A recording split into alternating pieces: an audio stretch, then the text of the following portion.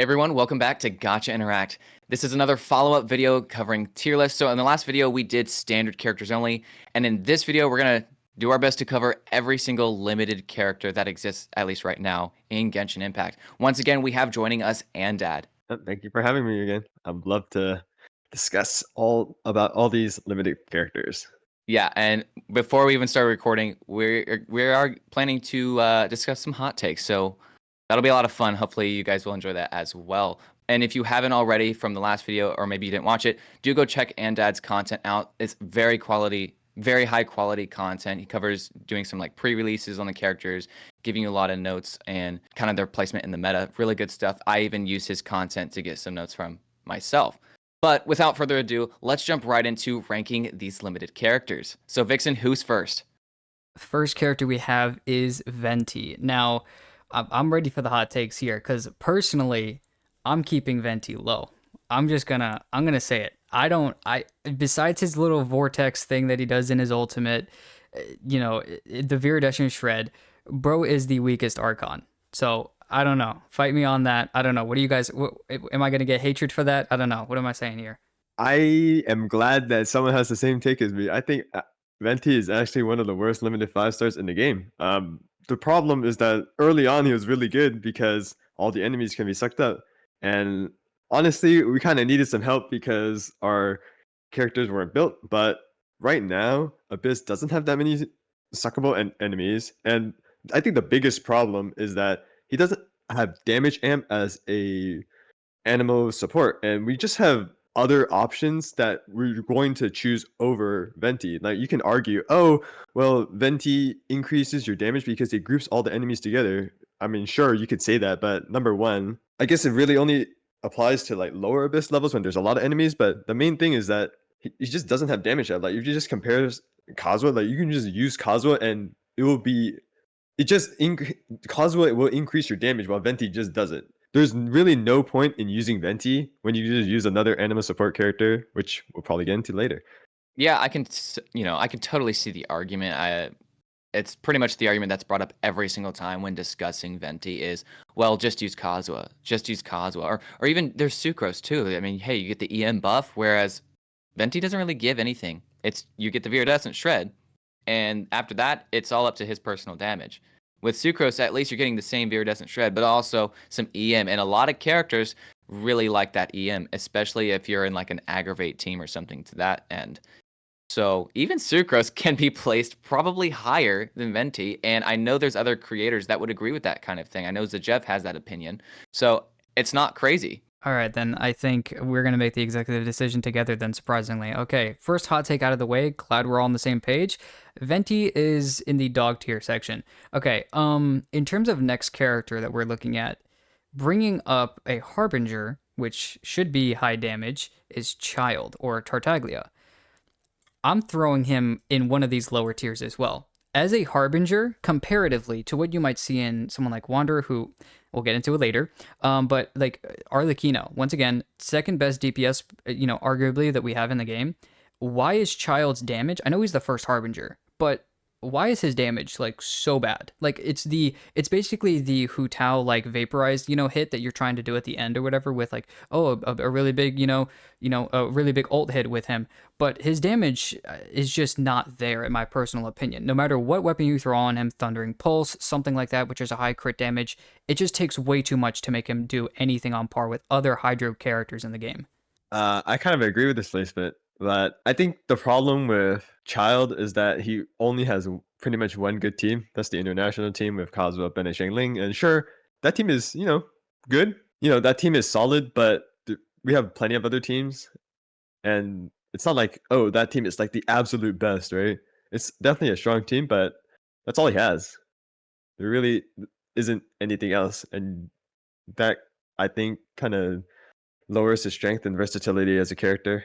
I think one of his, I guess you could say, saving graces is the fact that he is Hydro, and Hydro being one of the best elements in the game does give him some versatility. If you just like have him, he does become an option to be a driver for a Hyper Boom team instead of using Xingqiu, because with Xingqiu being your only really good 4-star off-field Hydra application if you don't have Farina and Yelan and you really need Xingqiu for one of your two teams. Because there's definitely been a lot of times where I'm like, I really wish I had two copies of Xingqiu, even though I have Farina, Yelan, and Xingqiu. I have all three, so why do I find myself in that situation? And maybe that's just a me problem, but you definitely can do like a Hyper Bloom with Child as the driver, but you can also do like I guess the question would be like why Child when Nervalet or even Ayato, but and then for Ayato's case it would be the same question. This Nervalet. So when it comes to Hydro DPSs, everyone would agree Nervalet over all of them. And if you think otherwise, then well, I'm sorry. So yeah, it's very hard to vouch for Child. I would tend to agree with the placement. But like you said, Anddad, that one team he does have is quite powerful. But that is, the issue is that it's one team. So you have to be very hyper invested in your account to actually give Child a chance. And just to add on, I think being Hydro is both a blessing and a curse. Yes, being Hydro makes you more useful because Hydro is very important in a lot of reactions, but also it's like, yes, you're Hydro, but if we think of all the Hydro limited 5-star Hydro characters you can pull, then the question becomes, why would I choose Child when I can choose someone else? And really, the problem is you would probably choose someone else. Yeah, sadly, even though, like you said, he does have a good team, it's also, it comes down to a skill issue with a lot of new players as well. If they're like, well, I want to start the game and they grab Child, good luck trying to use him. He's extremely difficult without being hyper invested, also without having, like you're saying, all the components for the perfect team for him, as well as, your Xiangling needs to be hyper invested. She's just another character that needs a bunch of ER, and if she doesn't work well, especially in this team when she kind of has to have her burst every rotation. So that can tend to be an issue. Another character we have is Klee. I'm throwing her in D tier. Now, I don't care what people tell me. This may change with what your two opinion of Klee, but personally, she's staying down there. She's probably the most clunky character we have in the game in terms of just usability, and especially as a Catalyst character. If you look at any other Catalyst character, like they're way more free flowing. I mean, Risley, Hazo, like those characters that are a little bit more close ranged, and even someone like Yanfei. In my personal opinion, I would rather use Yanfei than using someone like Klee. Klee's just, I don't know, she's just not good. And it's probably because she was a very early 5-star character. And you can kind of notice that the early 5-star characters are tending to be at the bottom. And it's just because Genshin was getting, I mean, the usability maybe in the beginning of the game was a little bit different than what we have today. And the characters have totally changed what we kind of need for even mid to late and even early game as well. Like the newer characters just make your early game extremely easy, whereas these other characters, it's a little bit more difficult. I don't have much to add. I kind of disagree. Clunky, she has a use case if you have C2, I guess, but I think she really was kind of, in a way, power creep by Linny, so sorry. I mean, yeah, when you look at the Pyro DPSs, she's pretty much bottom of the barrel every single time. I am personally kind of excited to see how people will use her going into Natlan. And also with a character like Emily, could there be some possibilities for a really good burn team? Maybe. Just because, with Klee's clunkiness, like you're talking about Vixen, and, just trying to do a vaporized team with her is like it's just not fun. Just throwing her in either mono, pyro, or even burning where you don't have to think about something like that is honestly just gonna be more fun to use her with. So definitely not meta, but like if you want to use her for fun, I think those are some good options. Yeah, and with those teams, I would just say still, even with the burning teams, it seems like you're trying to fit a square in a circle hole with Klee when you're trying to talk about maybe a burning team, because we might have characters in Natlan that might actually make that burning team actually useful. So once again, I just say that it's kind of a bad idea to really pull her if she comes up on a banner to actually use her in the future. But looking at another character we have is Albedo. Now, Albedo, for me, in recent, maybe before, maybe like someone like Navia, I really didn't see him being a good character. Personally, he's got some okay damage and from the burst and whatnot, and some okay fun usability with his like skill or whatever. But personally, I just feel like he wasn't that great until Navia kind of showed up. So I don't know. I would kind of would either put him in B or C tier. What do you guys think? Maybe somewhat of a hot take. I think he's the worst limited 5-star you can pull in the game. So, like, even worse than Klee. I think the nail in the coffin was Chiori's release. Chiori is just better than him in every single way. There's no point in pulling him. Now Chiori is out. So, sorry. Sorry, Albedo mains, but Chiori just is a complete power creep. And I think which is completely needed. Albedo, like originally, just he has so many quality of life issues, and his damage was okay with Cinnabar Spindle, but I mean, not the best. So I'm just waiting for the Albedo mains Reddit to just cause a ruckus in our comment section now. But okay, so we all agree then that he's probably, if not the worst, he's at least one of the worst characters that you could probably pull right now. Especially even if like yeah, the leeway or the Mondstadt, sorry, like character thing, whatever that Chronicle Wish banner comes back.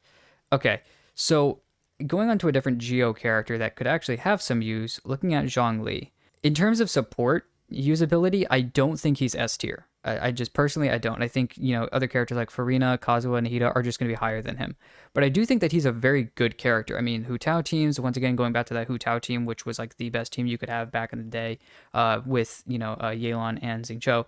I think that with Zhongli is just a great team. And then not in talking about any other character that could be used. I mean, with Neuvillette, he can just make sure that without that C1 that Neuvillette has with the extra resistance to interruption, you can actually use Zhongli here. He's just a better usage than any other character that you could use. His uptime on his skill is pretty good. And then if you can kind of go like a hybrid damage route and kind of go for like some burst damage or whatnot, you can kind of get some okay damage from his burst by using like staff or something. So what do you guys think? I think I agree with your take. I think the personally, I had like maybe a change in thought where I did somewhat agree that in a way, Zhongli is somewhat overrated by the community because really his main thing is his shield, but like damage wise, if you look at team DPS and like if you look at theoretical sheets and stuff, of course, obviously doesn't is not the be all end all, but he's fine, but never like the best option in terms of damage. However, I do think that comfort and shielding is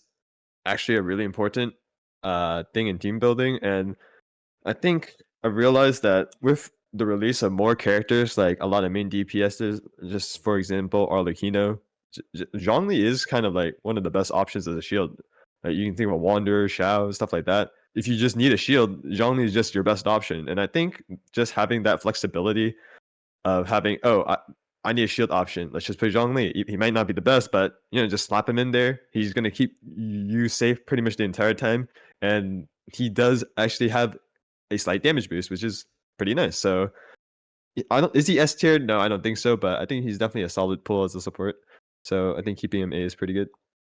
I definitely would agree with the A tier placement in the most broad sense, just because, yeah, you're really just throwing him for the shield, like you guys have already stated. One thing I thought of, though, is I think he becomes S tier when thinking about double Geo teams, where you use him and Shiori, and then resonance of another element, whether that's Neuvillette Farina or just like Arlecchino Bennett. I think Zhongli becomes a pretty good staple for a team like that, just because he's increasing Chiori's usability by a lot. Yeah, I do think that like Geo, like once again, throwing him either on a full, mono Geo team, allows him to be pretty good. The shield, obviously, if you're talking about that resonance, is just helping you get more like Geo damage bonus and whatnot, if I'm not mistaken. So I think it is good, but I still think that, yeah, a lot of that he can come from, it's just, once again, making Chiori, it's just like a very, with that, he'd have to be fixated on one character, so it kind of does throw everything on that kind of off the rails. But Right. talking about maybe a different character, looking at Zhao, very close and similar to Zhongli. Personally, for me, although he's like one of, if not my favorite character in the game right now, I do think that in general, with Zhao being a great character, I'd love him to be an S tier, but I think he's either an A or a B tier damage dealer. Now, when you kind of throw everything together for his plunge team, because that's really all you're going to be doing. That's kind of the problem with Xiao, is that if you're thinking, what can I do? It's only one team, so there's not a lot of versatility with him. But the thing is that if you're thinking about, Animo DPS characters, it's between Wanderer and Zhao. And personally, in my personal opinion, I have both characters. I like Zhao just more. I mean, the damage is, in my opinion, a little bit higher, and I've seen more, and I've kind of built them both pretty well. And so I don't know, hitting 100k plungers with Zhao and getting about 8, 9, possibly even 10 to 11 of those plunges in a rotation is really good. And the teammates that you can use with him, especially with Farina, Shan Yun, but that's kind of a niche character, Zhongli that we just talked about, it's a lot, maybe just makes him an extremely strong character. So I think A tier, I don't know if you guys could, push and pull with me a little bit, he could even be put down to B tier as well. I think Shao is a solid main DPS. with the caveat of having C6 Farazan, I think there's just a lot of main DPSs that you could pull. I don't personally think he's deserving of A tier just because of the fact that you need C6 Farazan and everyone, or not everyone has C6 Farazan. Even with C6 Farazan, I mean, he definitely with C6 Farazan, he definitely competes with other strong teams. But just that caveat alone, it just makes him and Wander just if their teams are just that much different with a C6 of a 4-star character that you need, the value of that limited 5-star kind of goes down. I personally would put him in B tier, but that's just me. And between you two, with the A and the B, I probably fall right in between. I can see scenarios where yeah, B tier sounds good, and then there are scenarios where I'm like, okay, A tier makes sense. Just because he is quite powerful when you do have the full setup, Farina Shan and stuff. But it's like you guys were saying, it's expensive, so that kind of sways it a little bit. Well, let's keep him once again, kind of like what we did with Dia in our last video. Let's keep him in this section to kind of just, once we get to look at maybe some other characters that are in B tier, it may be a little bit more, like, okay, maybe he is in A tier. But maybe if, maybe if I see a little bit more A tier characters, I might be like, okay, yeah, no, that kind of does fit. So we'll keep him where he is right now. Next character to bring up is Ganyu. I don't know much about her. She's been a character around for a very long time. I know that she does really, really good charge attack damage, and obviously she was one of the best cryo characters we had, if not maybe still one of the best. In my personal opinion, I like her more as a cryo like DPS than Ayaka, and I have Ayaka and I don't have Ganyu. So I don't know. What are you guys thinking? I'm actually going to put her a little bit maybe like higher than probably either A or B. So what are your guys' thoughts? Oh, okay. Sorry to disappoint you. I have a completely different take. I think Ganyu has really fallen from grace, and the issue is just her best teams, like originally, and I've been playing since launch, and like the best team was when there are a lot of mobs in the abyss and you just go full freeze, the Morgana team. But that team fundamentally doesn't actually do that much damage, and it really relies on grouping.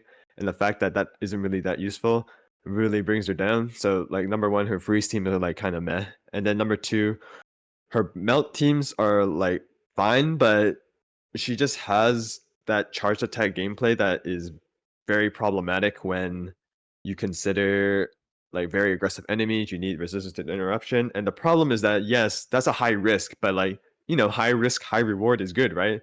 But the reward you get from playing Mount Ganyu is not really a reward. Look at some cheats in some simulations, and her team's like theoretical DPS isn't even the highest, and she just has so many problematic in-game issues. So I don't really rank her highly. Like if I wanted to be really mean, I would put her in D tier, but uh, definitely for me, she's one on the lower end, the lower limited DPS right now. So I think she's one of those characters again, like Child and like Zhao. If you have the full invested team, you can get some good return on investment with it. Me personally, I'd probably put her alongside with Zhao in the B tier, just because when you use Zhongli with her for the shield, you're pretty much okay for the resistance to interruption kind of thing with a charge attack character. And then if you throw in Bennett and someone like even Nahida and go with Burn Melt, where you can get those constant melts, it's a very niche thing to do, but I feel like it just performs well enough. Especially if, depending on the enemy you're fighting in the Abyss, if you're really just wanting cryo for it for some reason, maybe not for freeze, but you just want cryo for maybe there's a certain shield you have to deal with, I think she is a okay option. She can get the job done when used right and on her good teams. So I'd probably just put her right in the middle of everything with the B tier. I think for now we will be a little bit more. I don't know, because if it seems like I'm either in A or B, Rift is in B, and Anddad, you're almost at the point of just chucking her with the Clee bin. I think C is a good situation to be at. I think both of you made some solid points. I think if I combine the two together, we can see a lot of what we kind of see with her. Like you were talking about, guys, the melt teams, the teams that are going to be best for her. It's not like what you might see in a return on investment team with Zhao, where it's a C6 Farazan, a Farina, and a Shan Yun. The damage you're outputting there is over 100k per plunge. And I just don't know comparatively if Ganyu's going to be doing the same with like her best team. Whereas someone like Child is going to be very similar to her. His best team might be putting out similar types of damage. So for right now, we'll keep them there. But in terms of Hu Tao, What are we thinking here? She did have a quote unquote, just using terms we've used in this video, a quote unquote fall from grace compared to some other characters. Obviously with the rise of Arlecchino coming here, a lot of people were almost like bashing heads to be like, Arlecchino is better, and then people were like, no, Hu Tao is still Pyro Queen. She's still gonna output more damage. And then all of a sudden, as soon as Arlecchino released, all of those Hu Tao people just all of a sudden dispersed and disappeared. So I don't know. Personally, I'm sitting between B and C with her. I somehow have an opposite take. So, I think that if you just look at DPS and team DPS, Hu Tao is perfectly fine. Like in many ways, she matches Arlecchino, and with proper investment, maybe even higher. Um, well, actually, take that back. Well, sorry, similar to Arlecchino. I think the biggest thing with Hu Tao and the Hu Tao Arlecchino argument is Arlecchino is just easier to play, and that's actually a huge deal. Like personally, I have both, right? And I don't think that one of them, like, I don't think Hu Tao is like significantly worse than Arlecchino. I think that Hu Tao definitely is a top DPS that you can play. The issue is that I don't like dealing with charge attack and charge cancels it because I have C0. And with Arlecchino, it's just E, do your thing, auto attack, and she does a lot of damage. So is she that bad? I would put her in B. I don't think so. I would put her in A. Like I think she's better than Xiao.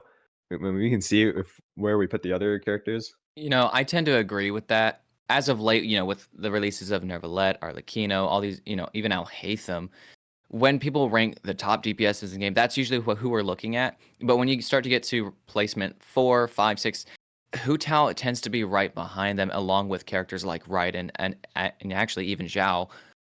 So if anything, I think A tier is a proper place. If we put her any lower, I feel like I don't know.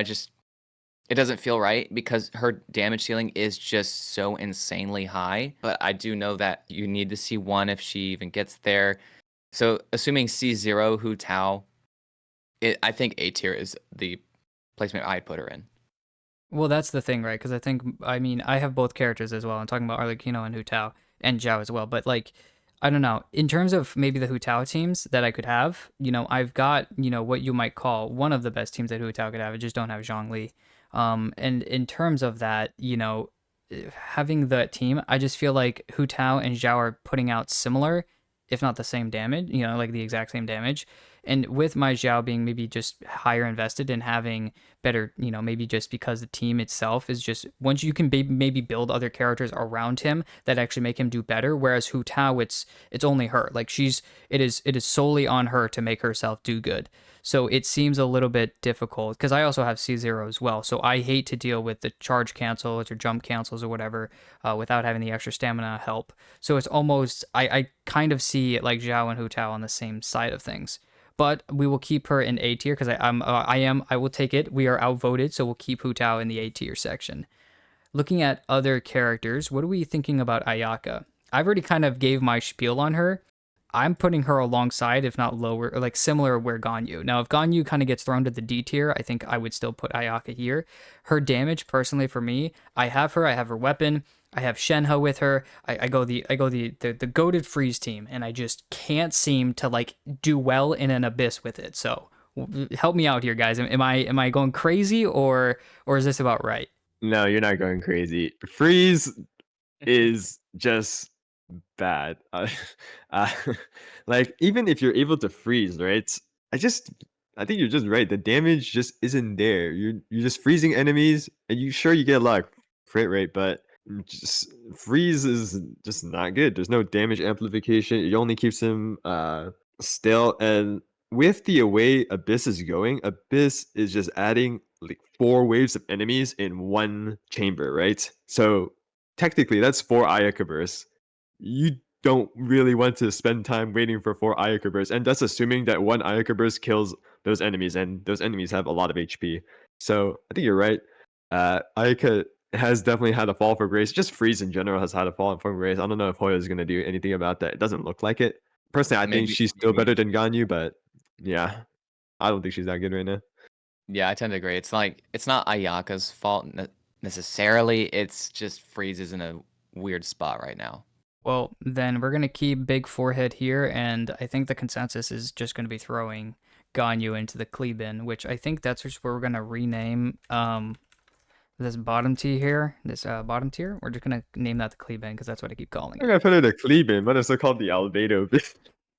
The Klee slash Sorry, Albedo bin. sorry, No. Yeah, let's. All right, we'll keep that. sorry, Albedo bin. Sorry. Yeah, we're gonna get I flamed just for that, but yeah. that's okay. We've made enough hot takes today to choke a horse, so we'll keep going. In terms of keep going, great. We're talking about physical again. All right, ready for another cheat sheet topic. Eula. Eula has, I think, the highest hitting ultimate that you can get right now in the game. I think, if I'm not mistaken. I think she's got one of, if not the highest. Okay, I could be completely wrong about that. I know back in the day she did. I think she was the first character to hit over 1 million, but now the physical is possibly even more like worse than what you might see in Freeze. I mean, even throwing in terms of like what you see in like Mika, I thought Mika was going to be like the saving grace that we could get, that the happiness, the good ending. I thought we were going to get like the happy ending when Mika came out to make Eula good. That went right out the window. So I don't know. What do you guys think? I see her really low on this. It's either C or D for me. So Yeah, Eula. I think people have talked about it a lot when talking about Eula, about back end damage, stuff like that. I think that just the biggest issue is she's physical, and Hoya hasn't really given that much in terms of physical. And sure, they gave Mika, but Mika is not enough, and that's it. Yeah, it's as plain as that. There's not much you can add. If you want to make it good, you got to do Hyper Bloom, but then it's not about Eula anymore. So yeah, I think she's the Kleben. all right, I'm gonna step back because I can't talk about Raiden without having extreme bias here. So you guys start this one out. Where are we putting Raiden? Okay, I'll start it out. I am a Raiden simp. Okay, I love Raiden from Honkai Impact Third May. Right, Raiden Shogun also. Like I'm a free to play player. I got her C2 right and her weapon. That's how much of a simp I am. And my Acheron is C6. So I am also biased. However, I can put aside those biases. I think that the community heavily overrates her. Her off field like making her just off field is kind of useless in my opinion. So we're talking about main DPS. When the community talks about her energy generation, I think they overrate that part of her kit. I think that yes, she definitely helps with your energy economy, and kind of she makes up with mistakes, or like when people build their teams, they may not build enough energy recharge, and she kind of band-aids that aspect. So in a way, her energy regen is helpful, but it's not like, oh, she solves your energy problems. No, you still need to build ER, right? She just kind of band-aids your solution. Other than that, as a DPS, I think she's fine. We definitely have way more DPSs in the game, and in a way, she is replaceable in that aspect because, for example, if we talk about recent releases like Chlorand, she kind of does the same thing. They're very similar in that regard, so you kind of only need one. Is she still solid? Yes. At C0, I will argue that she may be a little bit on the lower end. So you could put her top of B. I personally would, due to some personal bias, I would put her bottom of A. Just because if we talk about like supports and teams, right? She can technically kind of play in Hyper Bloom as a EM trigger for Hyper Bloom. I think she's also has a bit of versatility. But for like main DPS hyper carry, I think you I made the argument of Xiao needing C6 Farazan. But the thing is that Raiden doesn't have that problem because number one, Kujo Sara is not as strong as like Farazan buffing Xiao. And with the release of Chevris is actually really good even at C0. So she kind of has that benefit as a main DPS. I Because I have C2, I do definitely have a warped sense of her damage. So if you put her top of B, it's probably fine. But I do think she's just a solid DPS, right? She's fine, but she really isn't anything crazy, which might be a disadvantage when considering that she is an Archon. Now, I actually have a high opinion of Raiden. Probably you're probably glad to hear that, after you talking about being like a simp and everything. But like I have her at C0 and I'd put her at the top of A. I really like her. But like you said, you brought up Chevers. It is really relying on having Chevers, having Bennett, and I do use the C6 Kujo Sara. Like that team for me just feels really good, and she is very, very universal. as a battery. I know you kind of stated that maybe that's a little overrated, and I can see that, but it does kind of make her very free to play friendly. There's a lot of different teams you can do. She is just powerful, very front loaded damage. She does solve a character like Xiangling's energy problems if you're doing some kind of national team. So I think she's very versatile in that sense. And like you also mentioned, the hyper bloom thing, there's a lot of things going for her, and I don't think she like is underwhelming. So for me, I tend to be like top of A tier. Okay, so now we're gonna come back to me. I am glad that I am not sitting in the horny bin alone here. I'm gonna slap her right on the top of A. Absolutely goated character. Like you said, Anddad, I think our sense of damage might be a little bit warped considering you ever at Mhm. C2. I accidentally just got her at C3. So the damage that you can get, especially once again, talking about Shevers, C6, Kuchosara, the Bennett, the damage is just absolutely insane. And once again, even at C0, with a free, R5 weapon in the catch is still very, very good. I mean, that's what I ran with her actually, because I didn't have her weapon, nor did I have any constellations when she first came out. So I just had her at C0 with the catch, and she was still one of the best DPS I had at that time. And without a C6 Kujo Sara, just a regular, I did like I think one of, quote unquote, one of the better teams back in the day was like the Raiden, Yaimiko, Kazuha, Bennett. And that's just the team I had. And it was absolutely great. So, for me, I think she does do, in my personal opinion, better than someone like Hu Tao at C0 and like C0 no weapon. C0 R1, I think it's also right and just a little bit better than what you could do, especially when you start to get into constellations. I think she just goes leaps and bounds what you could actually get from Hu Tao. Next character we talk about is Yoimiya. So another vaporized character. Hasn't really been in talks compared to maybe someone like the other characters, like, are the debate between Arlecchino and Hu Tao. So what are you guys thinking about putting her? Personally, I just put her B. She's fine. I don't think she's anything special. She definitely requires a shield just to get her like last auto string off because that's the most important one to vape. Is she the best? No, but I think if you have her and you have the right pieces around her, she's solid. I guess one of her issues is AoE because she is like more single target carry, and that could be an issue. But I don't have too strong opinions about her. I think she's okay, bottom of B probably. Now, I do think that being a ranged character as a bow character who's doesn't have to use charge attacks, is going to be comfortable for the range. Uh, I don't have her, but I've had Hu Tao for a long time, and one of the things I always found myself wanting was I kind of want some range. I want to be able to hit flying enemies. I want to, I don't like to have to use Hu Tao's stamina to try to get over to other enemies quickly because I want to save that for damage kind of scenarios. So Yoimi is a more like a comfortable character. Her damage is lower than that of like Hu Tao, Arlecchino, but she is comfortable. But that's where Arlecchino steals the show. She has the comfort of a character like Yoimiya, but the damage, if not more, of a character like Hu Tao. So yeah, I would sit in the B tier with Yoimiya. All right, so jumping beyond the characters we have here, looking at someone like Shenhe. Personally, I got her when she first came out. No weapon, though, no constellations. I really enjoyed having her though because I just liked her as a character, and I tried to use her in like the physical team with Eula to try to make that physical work because in the burst you can like decrease physical resistance of enemies. But she's also an extremely good cryo character and probably one of the best supports you could have for Ganyu or Ayaka. So in terms of that, she's a good character and she's fun. And actually, before I had Farina, I actually and Baiju, I actually did like with Neuvillette or in general, I guess I just didn't use Baiju. I think I just did a like kind of helpful team with her to kind of help maybe a freeze team with Neuvillette, was just throw her in there because she also helps like normal charge, skill, and burst damage. So she's an okay character, but very niche, and she's not necessarily like just a good character in general. It's not like her buffs are anything great. It's just kind of extra help. It's just she's kind of gives me 4-star vibes with her kit. So Yeah, I think she's a strong character in her niche. Cryo support, freeze, uh, physical. You said, I think maybe. I'm, yeah, she's definitely a great cryo support. Definitely the best because she is the 5-star, the premier one. The problem is that, like I mentioned before, cryo is not in a good state. In a niche of a team that isn't that good, unfortunately, makes you have a lower value. Yeah, I think it's just one of those things. It's not Shenna's fault. It's more or less just Cryo isn't doing too hot right now. Maybe that'll change with Snezhnaya and she'll have a resurgence. Who knows?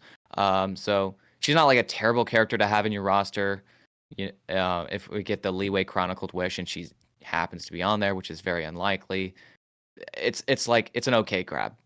Oh, she would definitely be like one of the top if she was in a Chronicle banner and you would like kind of want to pull. I think she'd definitely be up there as like good value. But yeah, I'm just waiting for Snezhnia to come out so that Shenhe can actually do well. That is all I'm waiting for.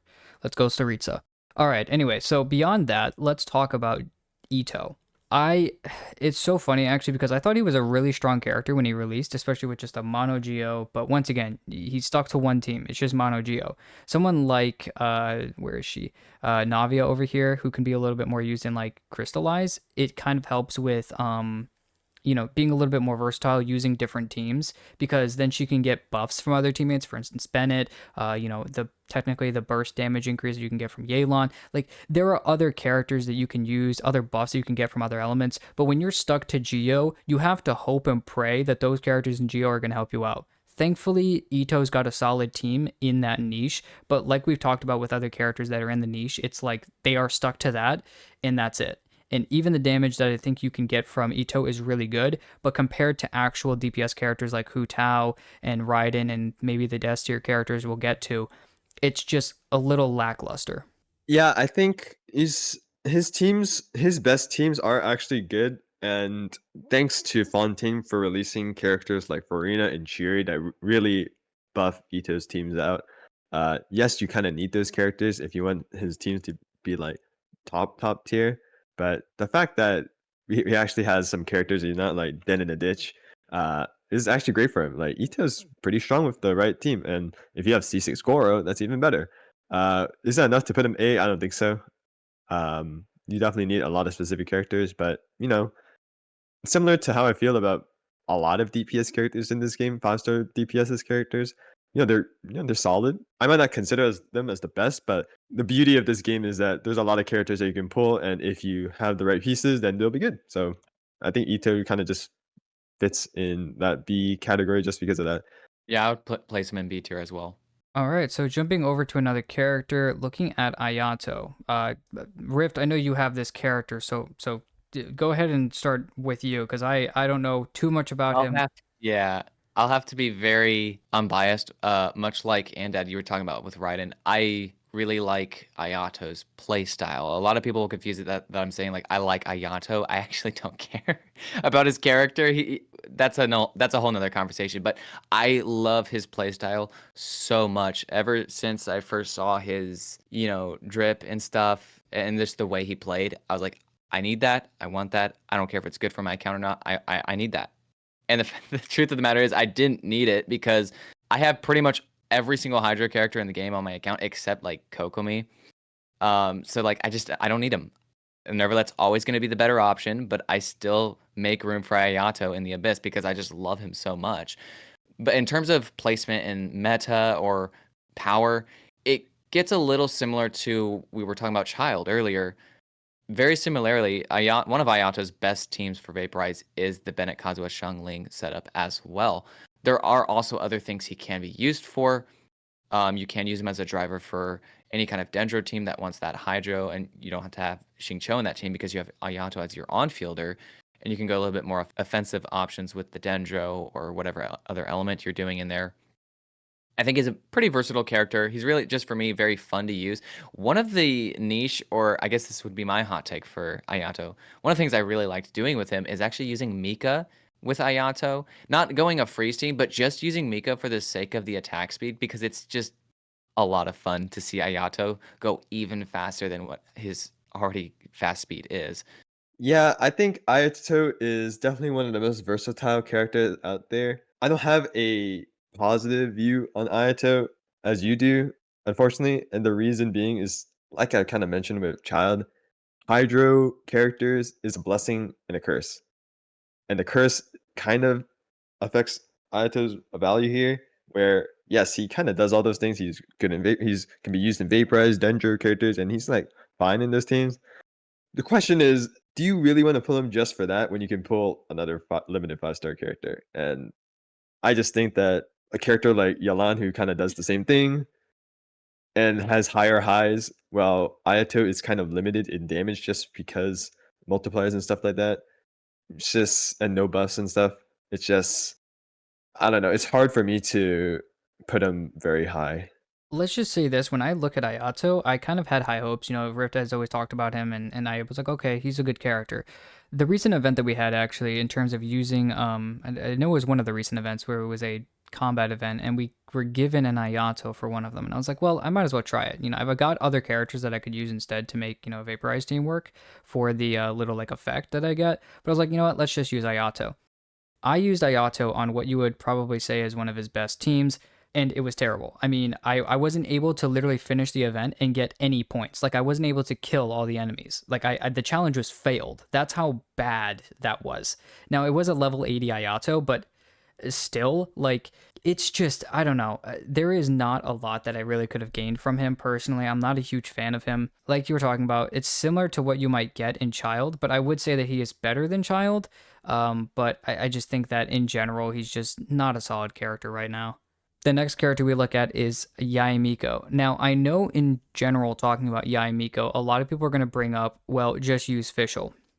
And while that is true, and for usability and, you know, utility, personally, I think that Yaimiko is actually a really good character. You know, Yaimiko does way more damage, in my personal opinion, than anything I've ever done with my Fischl, and I have them both built extremely well.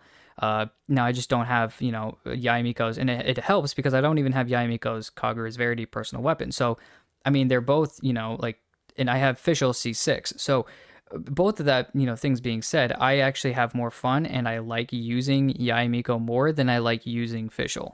That's great to hear. I like Yai, kind of similar bias to Raiden. Uh, I do question whether or not your C0 Yai actually does more damage than C6 Fischl, even with both of them properly built. I think C6 Fischl should just be better in that scenario. Um, I think what you say is like does have some merit. If you don't have C6 Fischl, then C0 Yai is quite competitive. One of our issues is like gameplay because you need to EEE sometimes, and then if you burst, then you got to EEE again, and that does take a lot of field time. When with Fisher, you can just press E or Q to put up the bird, and it's perfectly fine. That is definitely a downside of Yai. I think she's fine, she's solid, but with Fischl C6 being so strong as it is, in my opinion, and just having shorter field time, I don't think I can put her in like A. I think she's again, you know, solid DPS, solid kind of sub DPS as well. So I'm fine. If it were me, I would put her in like B. Yeah, and I'm thinking the same thing. B tier. If Fischl didn't exist, like it just wasn't a character kit in general, then Yaimiko would definitely be a lot more higher value because she, in that sense, becomes a lot more unique to being off-field Electro. And yeah, there's things like Beto, Kuki, but they have their better uses in other teams as well. So I would tend to put her Yaimiko right in the middle of B tier because she is very good damage. Okay, so the going back to my kind of damage testing, I wasn't necessarily looking for an extreme amount of damage from those characters, and I was specifically using it with our Hatham team. But I think the biggest thing that actually helps Fischl as well is when you actually use her with like Nahida or something like that. That's actually, I think, why a lot of my damage doesn't really come out, because I don't try to buff my support's damage. Everything I do is trying to make sure that my main damage dealer character in the team is doing the most. So that might be why, with specific, mainly the teams that I use, if anything, with an off-field Electro character, is not to help the off-field Electro character at all. And so that might be why my personal damage from Yaimiko is maybe just either on par or in my person, from what I've seen in my damage, just better. It's just because the damage I'm getting is just not similar. Just to sorry, just to add in here, sorry to interrupt, but I think the reason is that you said testing with Al Haytham.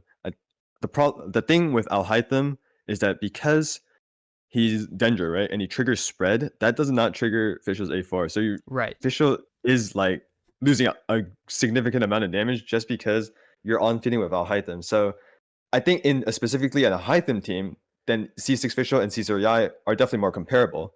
And that makes sense seeing your results. Uh, but that's just specifically the Al Haytham team and spread in general.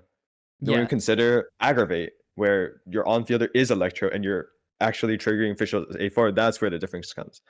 Right. And I think that's why, for instance, I don't have Sino. And so using somebody as an Electro on fielder for me just doesn't make much sense. So that's probably why. Once again, I'm also focusing as much as possible to just allow the support characters to just do the damage they do without really buffing them. So that might be, like I said, that might just be the issue of why I'm doing what I'm doing. Once again, this is all personal bias, personal account, reasons. So it does make sense why, the teams I'm going to be using are probably not going to be the best for the characters that we might be talking about. A little bit beyond that, what do you guys think of Sino? I don't have Sino, and I know as much as I can know about him without actually having him. So I don't know. What do you guys think? I think Sino. Everyone has a poor opinion on Sino, casuals and theory crafters alike. The issue is his on-field time, where you need to use his burst and you want to on-field, but sometimes you need to also refresh your support skills. But if you do that, then you got to swap off of him, and then now you don't have his burst, right? And his damage himself isn't that high, and the damage comes from him enabling dendro reactions. And that is I think his biggest issue, right? Is he bad? No, I think he's in a team he definitely works, but I don't think he's like if I were to recommend a DPS, I don't think I would recommend Sino. But if you do have him and you want to build him, then I would say, okay, you can build this and the team will perform fine. So personally, I would put him like top of C. Similarly, I can agree with the versatility with Dendro. Obviously, it's there.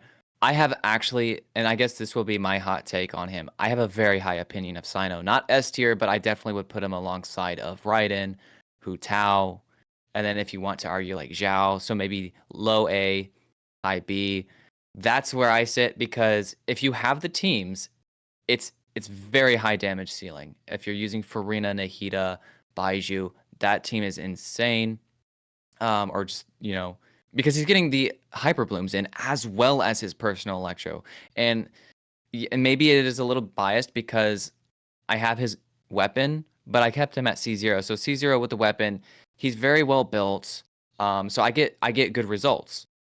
And with an aggravate team, so leaving out a hydro character and only going like double dendro, double electro, like we just talked about with Fischl, Fischl becomes a very, very great support to use with him because you're getting the electro resonance. Then you have less worries about the ER issue. If you do need to swap off him early, he can still get his burst back pretty okay just because Fischl is a good battery character as well as good damage. Nahida, though, is kind of a must for pretty much any team he does because he is all centralized around doing electro reactions specifically within Dendro. And so if you don't have Nahida, I would just sooner tell you get Nahida first, then think about don't think about getting Sino if you don't have Nahida. It's not going to be worth it. So that's just my high kind of opinion of him, maybe a little bit of a hot take in placement. I might then put him just at the bottom of B. Looking at the characters that we have in B, it makes sense why Sino might be over here.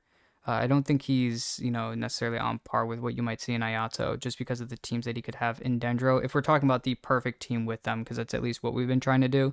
So it seems like, at least for now, he might be a low B character. Yelan, on the other hand, it seems like we've talked very highly about here. So kind of give me some thoughts on what you guys are thinking about Yelan. Just to jump in here, my personal opinion is when we're ranking these characters, it's strength, versatility, and stuff like that. Because of that, I view support characters very highly compared to main DPSs. And as you'll kind of maybe realize, I think that characters that are supports that deal damage and buff the team are going to be one of the best 5-star characters in this game. And Yelan perfectly fulfills that role. She has off-field hydro allocation, she has great damage, and she even has a buff that buffs the on-field character that I think a lot of people actually overlook because it's kind of just there, right? But it is there and it is useful. Damage percent for your on-field carry while your ult is up. So yeah, just support that deals damage and buffs the team. I think that what determines a really good 5-star in my opinion. So I would put her at S. Yeah, just being, a Hydro character, the Hydro element's very, very versatile. She's in pretty much, I'd say she's in 7 or 8 times out of 10. She's in some of the best teams that you can think of with other characters. I mean, you use her with Arlecchino, You use her with a lot of the other DPSs that are really good. Like she just is such an insane value character, and that only takes up one slot in your team. So definitely an S tier character.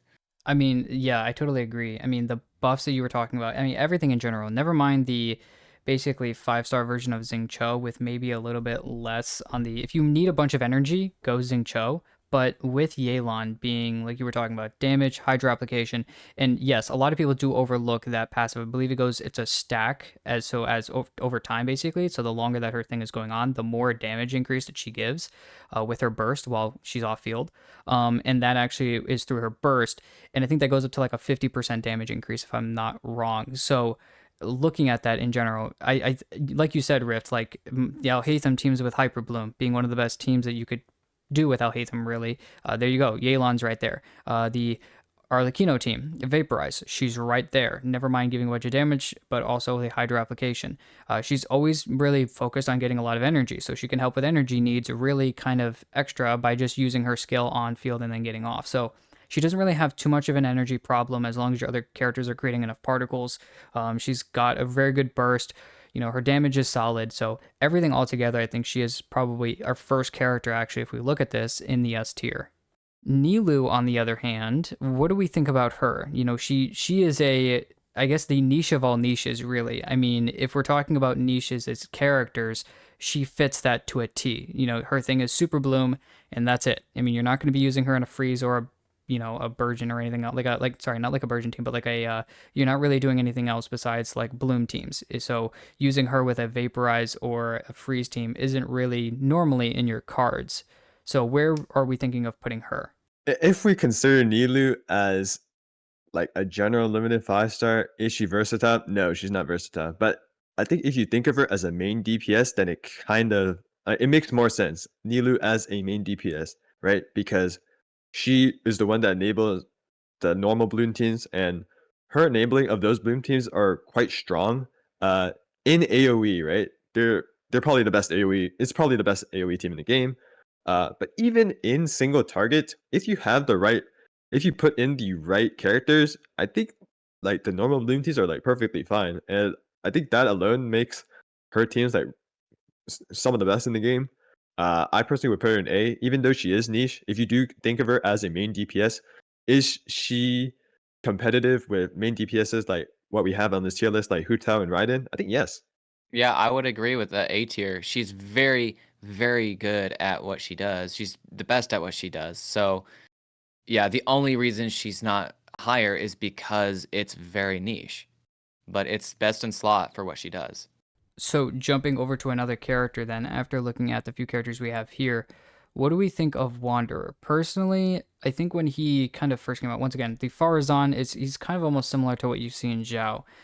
Kind of almost needs that Farazan. Shan Yun's another character that, I guess you could kind of use as just like a healer type of extra character, but you're not really going to be doing plunge with him. So that's kind of like goes out the window. So you kind of need Farazan. Once again, talking about another Yelan character team, using Yelan in the team, possibly even a Bennett. So where does he kind of fit? Because his teams are very different and interesting, although he can use a lot of 4-star characters, so his versatility is high because, especially for early game characters or players that have like a lot of characters that are 4-stars, it could be kind of useful because he can use a lot of 4-stars very well, but his damage doesn't necessarily speak volumes when you start to talk about like S and possibly even A tier. Personally, I have both Xiao and Wonder. Don't ask me why. um, I pretty much exclusively use Wander over Shout, and the main reason is that I like the fact that Wander is like skill and then basic attacks like charge attack reliant, and that's way more comfortable and flexible in rotation compared to Xiao, who requires his burst. That being said, I do think that both characters are quite equal in terms of strength, so I think just putting them next to each other is perfectly fine. Kind of need both need C6 Farazan in order to be like really, really good. So sure they have like some differences, like Wanderer can utilize Yalan, but overall I think they're quite similar. Now, if you ask me, I definitely agree with the competition with Zhao. I would just move them both up to A. That's just where I sit. Because I guess having the C6 Farazan, Yelan actually, we just talked about, is one of Wanderer's best teammates. Just for the extra damage increase from her passive, it just makes sense, and her off-field damage. I really, really like using Wanderer, and with a trash kind of I wouldn't say I have a trash build, but I'm still working on his build. I still don't have, like, a Sans I'm looking for, and, man, the damage is just there. I love it. I use him in the Abyss, and I get the job done, so for me, it's A tier, and because he's A tier for me, that would also mean to move up Zhao because I definitely agree with them being equal in strength. I agree. I mean, once again, having both characters, I don't even have Zhao's weapon, but I have Wanderer's weapon, and I don't know. I do like Zhao's playstyle a little bit more than liking Wanderer, and it might be because I don't use a shielder, but it doesn't really mean much because I don't really get knocked out of the air very often. But I don't know. Even before my C6 Varazon, I still had a C0 Varazon or C1 or C2, and I still had a pretty good amount of damage because the ult still gives you a great buffer for your damage in general. I believe it's an animo resistance decrease on enemies, I believe, or it's an animo damage Yes. buff. Okay, yeah, so it does basically that. So helping that in general, I think it's both of those things, and then the C6 just basically compounds that even more. So with that, yeah, I totally agree. The C6 is kind of necessary when you start talking about meta and placement in like super high tiers like S. But, yeah, in terms of right now, at least without those characters or even with the characters, they're very similar in damage. Al-Haytham. Now, I'm going to go out on a limb here and say that I'm putting him in S tier. Like I stated before, he's probably the third best DPS that we have in the game. And being in Dendro, being very versatile in a lot of different teams, Burgeon, Hyperbloom, Bloom teams, even if you really want to. In general, especially one of his better teams probably is the spread team. I think he does so much damage and he's so great. And also the usability of like a 3-star weapon, Harbinger of Dawn, is really good if you can keep your HP up. So in general with him, I really like him. He's a great character and it's just basically full blown into EM and some crit and he does really well. Yeah, I definitely agree. Just the way the tier list is forming, uh, would I put him in S in this scenario? If like I said, I consider like sub DPSs like on their tier alone.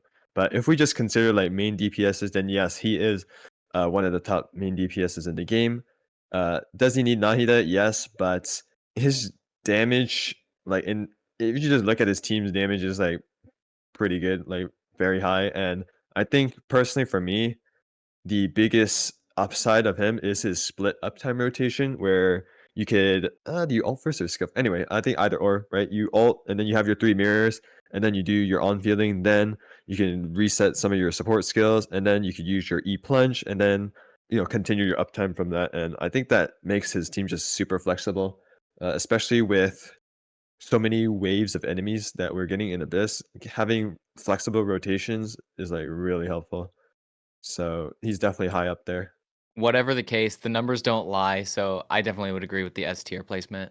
Well, going on and talking more about sub DPS characters and supports, talking about Nahida. Now, I know a lot of people talk about her personally as, that huge EM buff that she gives in her ult, but I think it's almost sometimes overlooked on the amount of damage that she can output. I think that her damage that she can output is pretty good comparatively on what you actually have in your team members. So for me, I'm going to keep her with her Dendro application being the best in the game, having some personal damage that goes pretty well. You can kind of build her for EM and damage and still do pretty well. And the EM buff to other characters is pretty solid. I don't think she is a must pull for the reason of you technically don't need to play a Dendro team. Because if you don't play a Dendro team, then obviously Nahida is kind of useless. However, if you do play Dendro teams, then I feel like you kind of need Nahida. The only team archetype that you don't need Nahida in is really Aggravate, right? But if you are looking to play any other Dendro team, then Nahida is kind of the go-to, and you kind of need her in order to bring those teams to their highest potential. And like I said before, like you mentioned, EM buff, so she buffs, and she does a decent amount of damage. So she's definitely one of the best units you could get in the game, if you just consider holistically. But if you do say if I can see the argument of, oh well, she only works in Dendro teams. Well, yes, if you are looking to incorporate Dendro in some of your teams, and I think it is like you should incorporate Dendro just to have a wide, like, just so your account has like wider flexibility and the amount of elements you can play, then Nahida is definitely a top tier character. Yep, definitely S tier for me. I didn't when she originally dropped. I wasn't planning to pull her, and then I did. I kind of snapped on it, but honestly, it turned into one of the best decisions I've ever made on my account because she's just so incredibly powerful. Going to our next character, actually talking about Linny, where are we thinking about throwing him? I'm just gonna throw him in the middle just to give him a place, but where I don't know. He only kind of focuses in a mono pyro team. So what are we thinking? From what I've seen, I don't personally have any, but I roam around theory crafted discords and like people doing math and stuff. His theoretical team DPS is one of the best in the game. It's very high. But the thing is that it's just his gameplay, right? His gameplay can be very hard to execute. He's a charge attack bow carry. Um, and you kind of have to fit in a certain amount of charge attacks and stuff within the rotation for you to actually like reach that theoretical sheet DPS.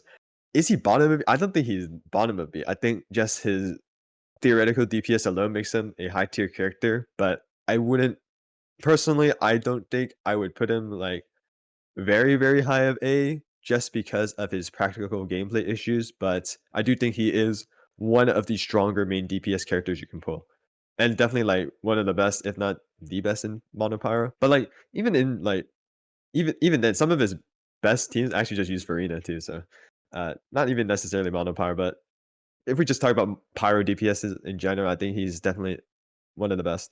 I would place him in at least bottom tier of A just because, like you mentioned, Anddad, the high damage ceiling he has is one of the highest in the game. I mean, you can compete with other DPSs like Nervalet, Arlecchino, Alhaitham. People just don't talk about it as much because of all the issues that you run into with playability.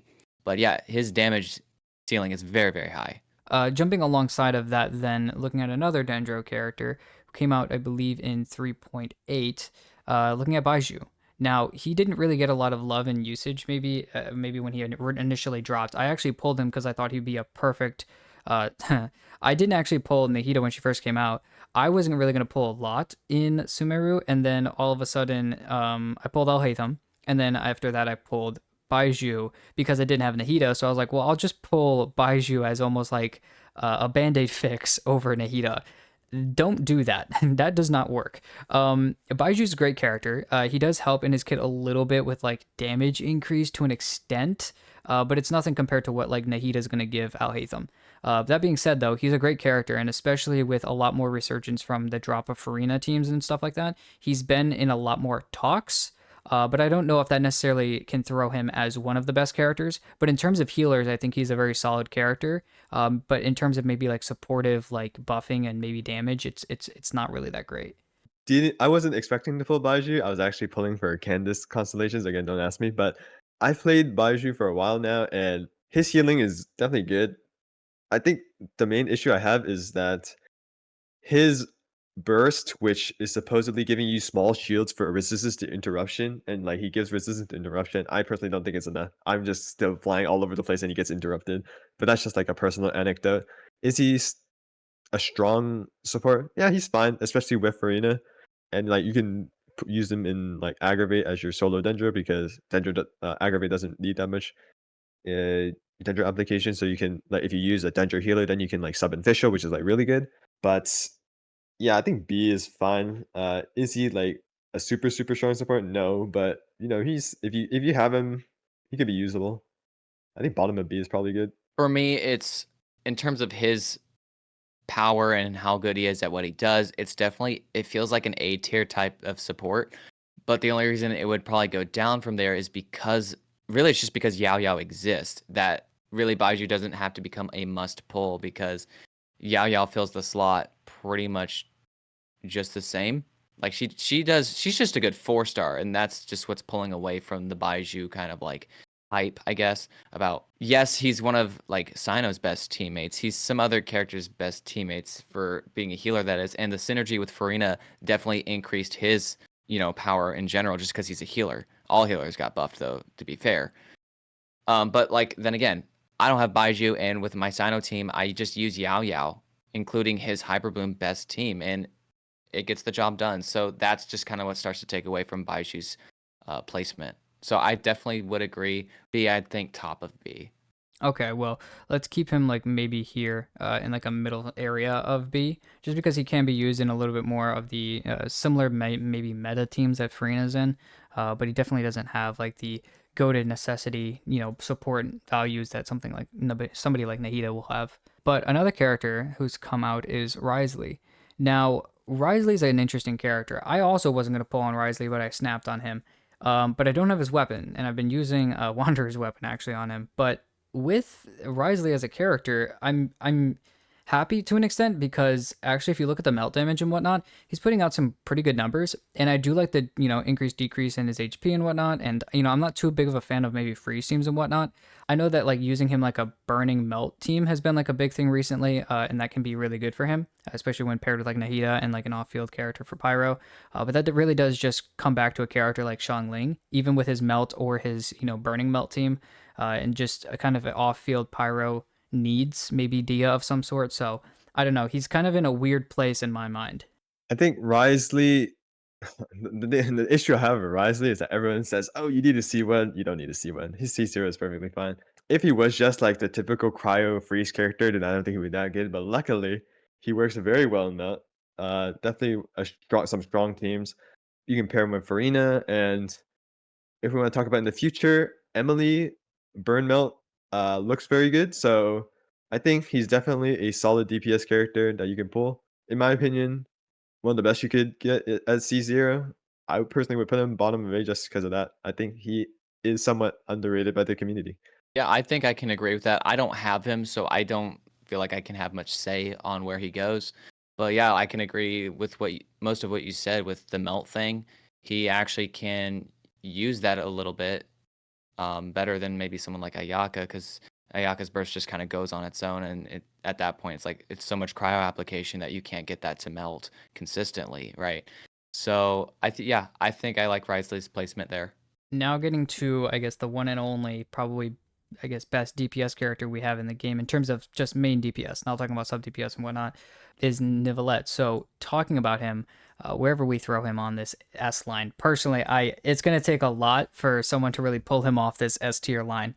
Yeah, he doesn't really work in like what you might be like, oh, well, he's a Hydra character, so Vaporize. He doesn't work that well in Vaporize because he's basically doing too much Hydra application. So the Pyro character that you'll be using to maybe help him Vaporize is actually helping the Pyro character Vaporize, which isn't necessarily bad. It's just, kind of something different. But if you're looking at in terms of just team wise, I mean, having his perfect team, the perfect duo is between him and Farina together. The damage increase is just absolutely insane. What you can get out of him from C0, even without his weapon, it's just absolutely insane. Getting just him by himself with Farina as a combo, just character kit, never mind adding other characters that are really good for him, like, Kazuha or Baiju or whoever, Jean, whatever. I think like all of that comparatively is just together makes him just a very, very solid character. Yeah, I do want to provide a little bit of pushback because everyone talks about how Nebula is like OP and all that stuff. I just want everyone to remember that there are several other DPS characters that technically deal as much damage as him. It's not like he completely gaps other main DPSs. I just want to let keep that in mind. Like, it's not like he completely gaps in terms of team DPS, right? That being said, the biggest value of Nibulette is that he's just so easy to play, so accessible for AoE, right? You can just like move around and then he shoots in a general direction and then hits all enemies. And I think that's where his value comes from, right? He's easy to play, very accessible in terms of gameplay, and you don't really have to do like specific rotations or go around like several gameplay loops in order to reach high damage. In a way, his best team does require Farina, but I don't think that's too much of an issue. I mean, yeah, you guys already said it. One of the best in the game. I definitely would agree. S tier. Like you said, Vixen's gonna take a lot to take him out. So, and Dad, you saying other DPSs being kind of on the same level, that actually brings up our next character being Arlecchino. I think Arlecchino is gonna be just up there beside him. There's a lot of debate that was going around when Arlecchino released. Like, okay, is this better than Nervalette? And some people would disagree. Some people would agree. It just depends. Honestly, I think it just depends on your account. Like, because the team is what makes them good, right? That's the whole thing with DPS is they become good because you're using S tier supports like Yelan, Nahida, Kazuha, and some others we'll get to. that's what's making or breaking the team. Ultimately, it's the supports you use to support the character. I think that was the case with Zhao. Like, if you're not using the supports, it's kind of underwhelming. And a lot of DPSs you can say that with. So, yeah, Nervalet's definitely S tier. And I think Arlecchino, who we're going to talk about next, I want to hear your guys' thought on that. I've covered Arlecchino extensively. That was kind of like I only started like content creation like somewhat late, and I think I can clearly, vividly remember like covering Arlecchino in all of her entirety, how she was changed, stuff like that. It's like she definitely went through a whole roller coaster in beta, and I'm actually quite surprised about community sentiment right now because I thought she would be pretty much as good as Yuta, potentially even better, but she does have the caveat of like, she can't be healed, you might need a shield on your team, and if you put a shield on your team, then her teams will do less damage and stuff like that, but I guess I underestimated the fact that she's just easy to play. All you have to do is set up her mark, then get your Bond of Life, and then just auto attack, and it's just, again, similar to Nivilet, just the ease of access is really valuable when considering, like, the general player base, and she just had high multipliers, and I know we're talking about C0, but I just wanna mention that, dude, like, if you just get C1 or some constellations, her damage is just absolutely disgusting. I mean, I totally agree. I mean, if there is a character, kind of like how you simp for Raiden, if there's a character I simp for, it is Arlecchino. So I had to stay quiet and wait. In my personal opinion, I even like Arlecchino more than I like Neuvillette. There's a lot of things with Neuvillette that are like really good. For instance, we talked about how good he was, just usability, very ease of use. You're just throwing up a bunch of the source water droplets. You heal yourself, and it makes gameplay a little bit easier. But with Arlecchino, once again, as you were talking about those constellations, having her at C2 with her weapon and her personal set, like it's just the damage increase that she can do with just getting constellations, in my personal opinion, is like on par to some of the other characters with great constellations, like Raiden, for instance, with the C2. Some other characters that have really good first constellations, like she is probably top of the pack just because of how strong those are. And even at C0, like you're talking about, putting the mark, kind of switching over to your other DPS, your other characters that are kind of, supporting her, and then getting back to her and picking up her mark. But with C2, it kind of, you can just basically go into battle and just drop the mark and then just pick it up as a blood dead do. So her damage skyrockets, and I know that like you were talking about, actually, when we were kind of covering and looking over Arlecchino, there was definitely a very interesting roller coaster. I was sweating a lot. I'll be honest about that, because I really wanted Arlecchino and I was gonna pull her no matter what.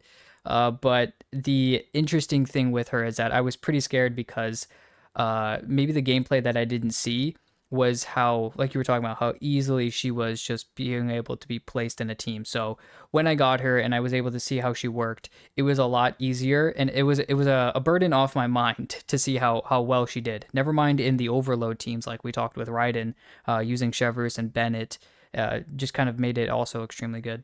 Navia, she's great unit, thankfully, Hoyoverse released Navia just to revive some hype in Geo. Technically, she isn't really a Geo character because Geo kind of Geo's original identity was Mono Geo, and Navia isn't really Mono Geo. But other than that aspect, Navia is just an extremely strong DPS. I would put her in A. Like, one of the best DPSs you could probably pull.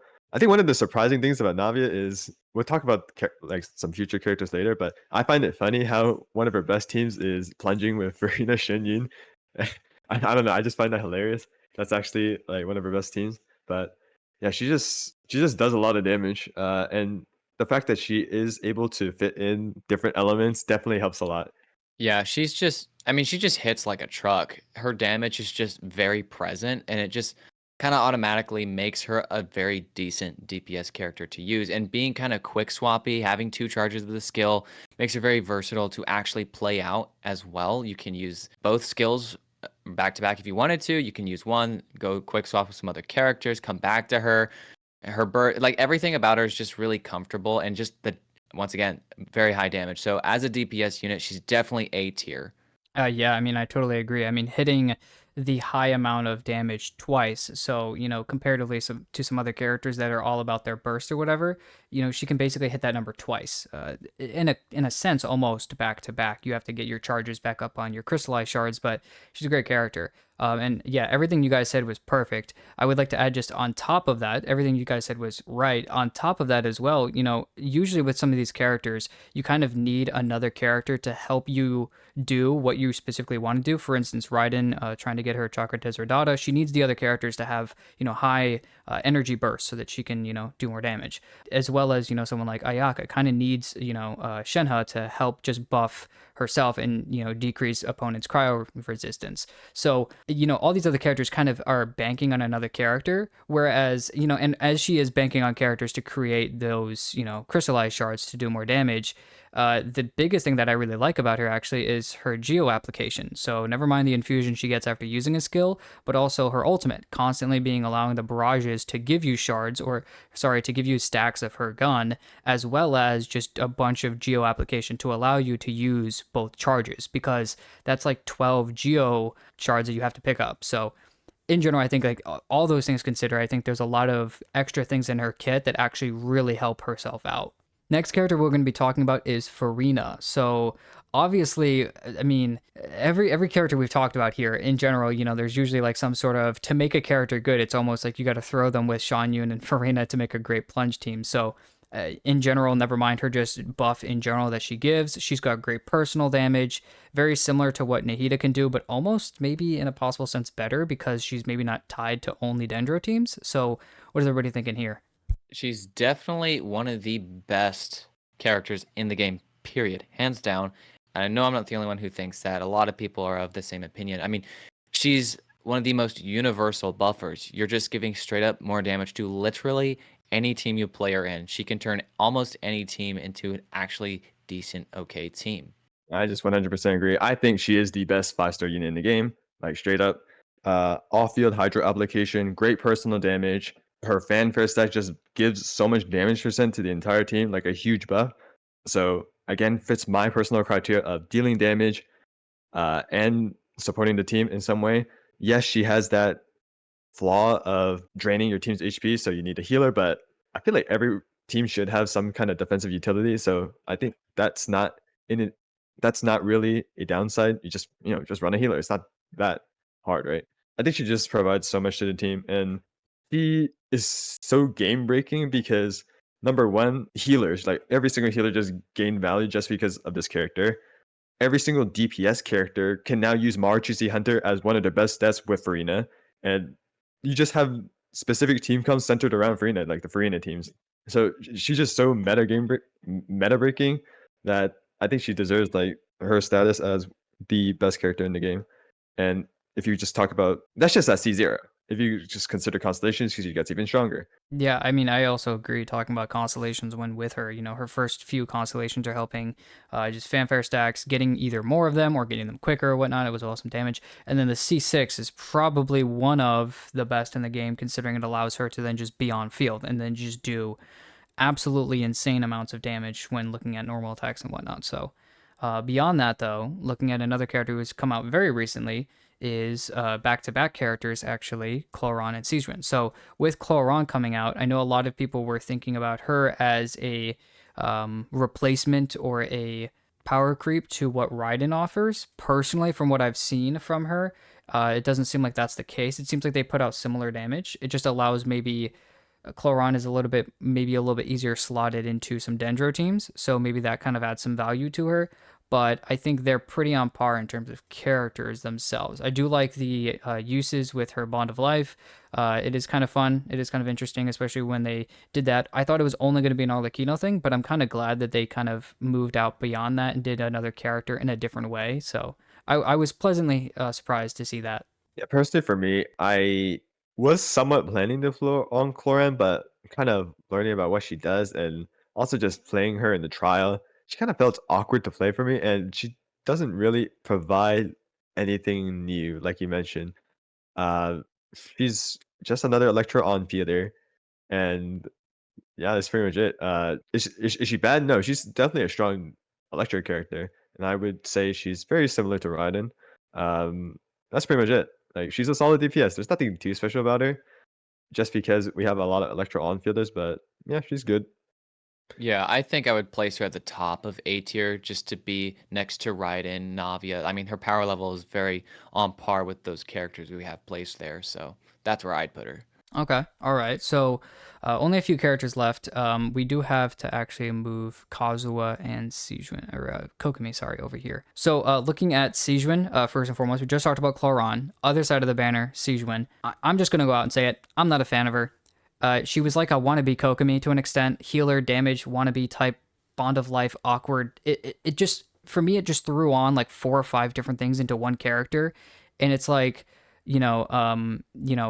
master or like a master of none, but has like multiple. She goes into a lot of things, but she's not really goated at one specific thing. I know she's a good healer, so I won't take that away from her, but it's not like she, extremely helped Bond of Life characters to an extreme extent, although she is a good support for someone like Cloron.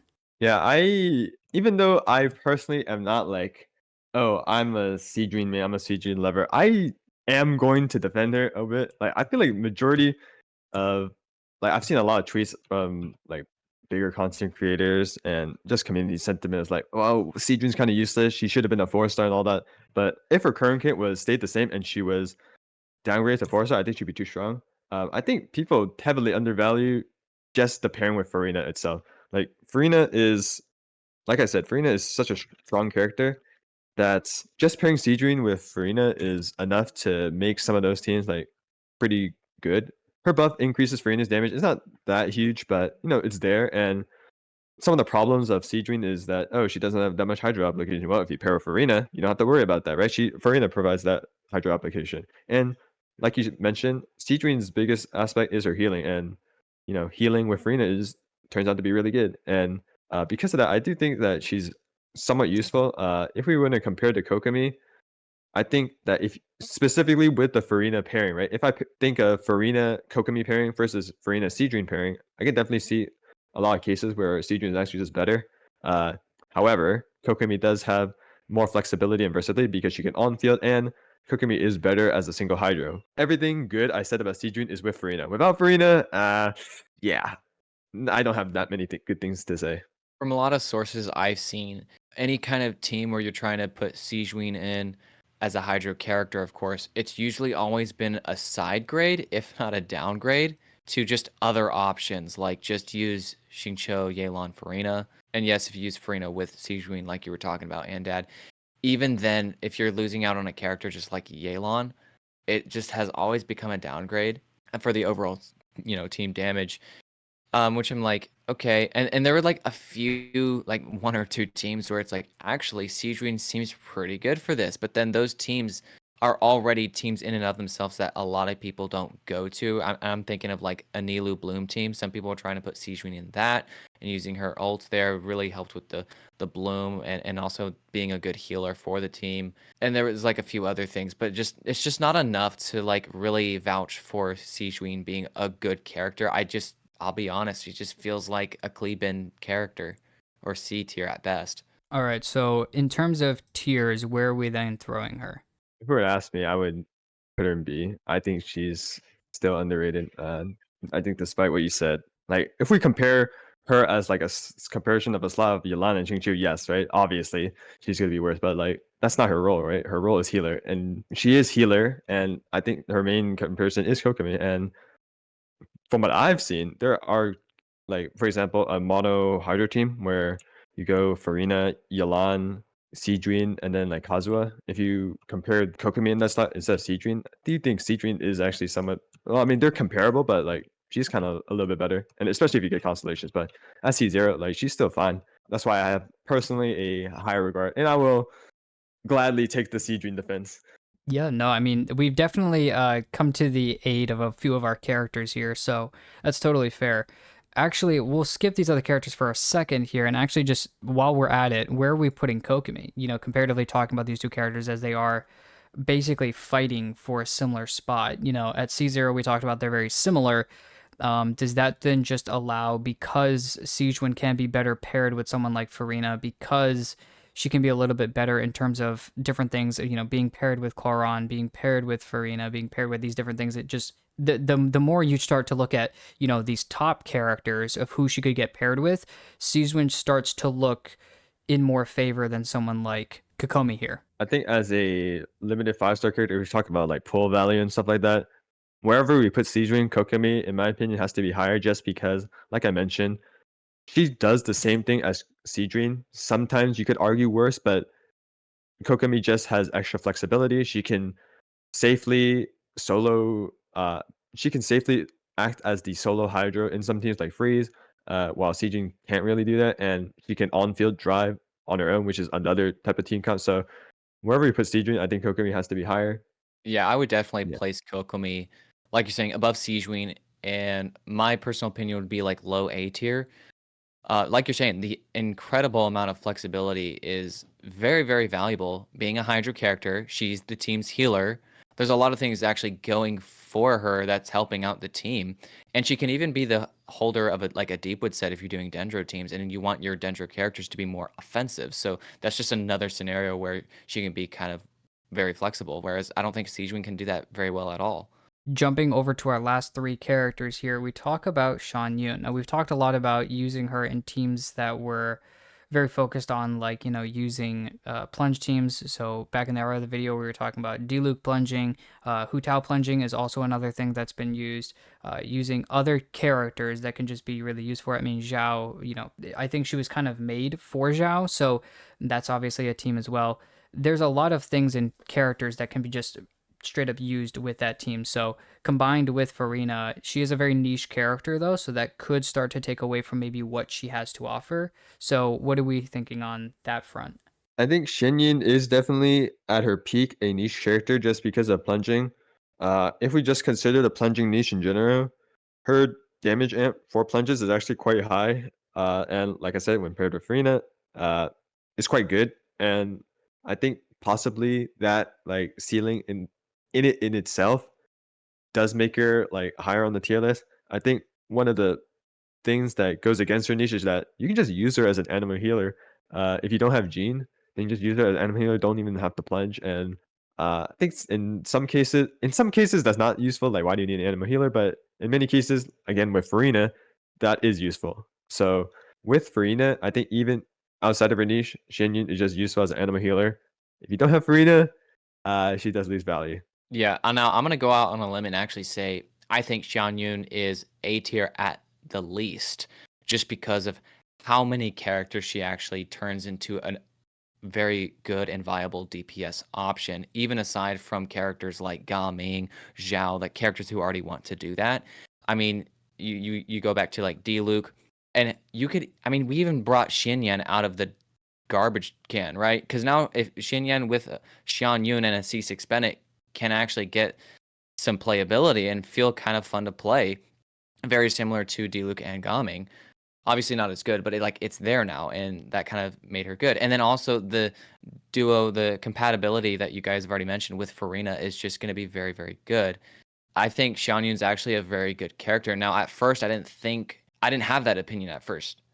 Yeah, I was just thinking, it's very niche, helping plunge. But as, time went on, it's like this actually helps a lot of characters deal good damage. And you mentioned earlier on when we were ranking Navia, one of Navia's best teams actually involves Shanyun that you were mentioning, Anddad, with the plunge. Yep.